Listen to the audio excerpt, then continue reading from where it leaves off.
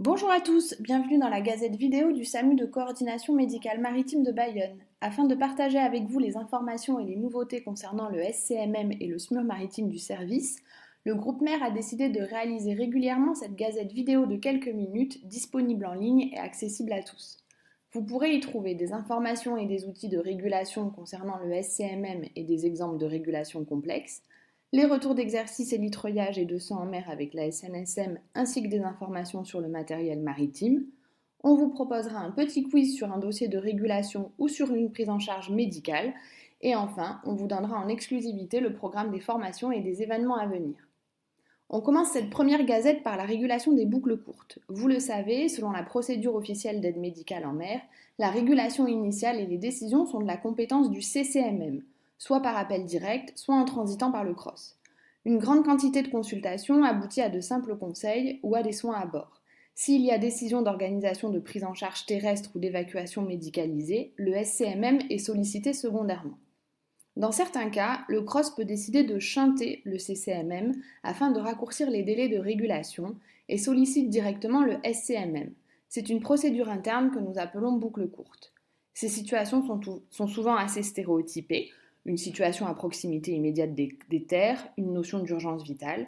Dans ce cas, le SCMM doit donc assurer une régulation entière, du diagnostic, par la décision et à l'application de la stratégie, de l'ensemble du dossier sans remise en cause de la décision du CROSS.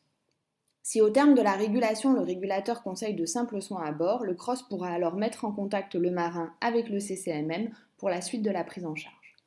Si l'usage de la boucle courte vous a paru inadapté, le dossier doit être remonté à la cellule mère pour discussion à froid avec le CROSS. Le temps opérationnel n'est pas un temps de discussion.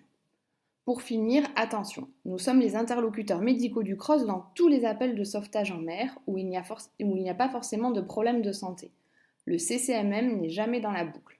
De même, les accidents de plongée bénéficient d'une dérogation officielle et sont entièrement régulés par le SCMM, quel que soit le lieu ou la gravité. On passe ensuite à de nouvelles venues dans notre façade maritime, les éoliennes. Le parc de Saint-Nazaire est actif depuis fin 2022 et est rattaché à la régulation maritime. Le CROSS et le CCMM nous sollicitent donc pour coordonner des interventions sur site. Voilà quelques informations utiles. Le parc est situé à 12 km des côtes et s'étend sur 78 km².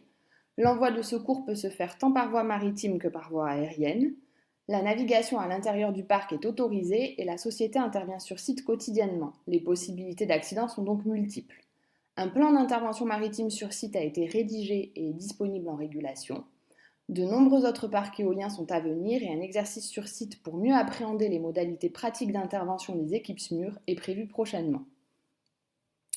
Début février, nous avons réalisé un exercice cellule de crise avec le CROSS. C'est l'occasion de vous faire un petit retour. Le scénario comprenait un navire à passagers au large de Quiberon, heurtant un fond rocheux, ce qui provoquait une voie d'eau initialement contenue et 3 blessés, dont un grave. Le CROSS, avec la cellule de crise du SCMM, a initialement coordonné l'envoi de Dragon 56 médicalisés et de plusieurs équipes de la SNSM. L'évolution du scénario révélait un total de blessés majorés à 8, dont 5 graves, ainsi qu'une évolution de la voie d'eau imposant l'évacuation des passagers et la mise en place d'un PMA terrestre pour les accueillir. Le rétexte enrichissant nous a permis de mettre en évidence l'importance de la verbalisation d'une stratégie commune avec le CROSS, la nécessité d'échanges permanents concernant l'évolutivité de la situation afin de réadapter les stratégies, la connaissance primordiale de notre façade et de ses moyens, et l'importance d'un dimensionnement de notre cellule de crise avec au moins 3 intervenants. Autre exercice cette fois-ci en extérieur avec la SNSM d'Andaille.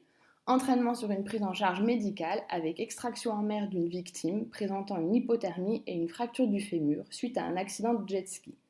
La prise en charge se compliquait d'un arrêt cardio-respiratoire secondaire à l'hypothermie. Cet exercice a proposé de nombreux axes d'amélioration de nos prises en charge, notamment la nécessité de poursuivre l'entraînement à la communication radio et de penser à nous équiper avec le matériel adéquat, surtout en hiver. Enfin, Patrick vous propose un quiz sur la prise en charge d'un accident de plongée. De la régulation par les ARM jusqu'à la prise en charge médicale, tout le monde peut jouer. N'hésitez pas à ouvrir le deuxième lien ou à flasher le deuxième QR code et prenez tout le temps pour y répondre et connaître les réponses. Cette histoire de jeune femme monitrice de plongée présentant un tableau de détresse respiratoire en retour de plongée est assez typique. Pour terminer, 2 dates à retenir. Le 30 mars, exercice hors sec au large de La Rochelle. Le SCMM et le SMUR maritime y participeront. On vous racontera tout lors de la prochaine gazette. Un peu plus loin, mais à noter, ce sera les 40 ans du CCMM le 12 et le 13 octobre 2023. 2 belles journées en perspective à Toulouse. Voilà pour cette première gazette. Merci à tous de votre attention et rendez-vous pour de nouvelles informations dans quelques mois.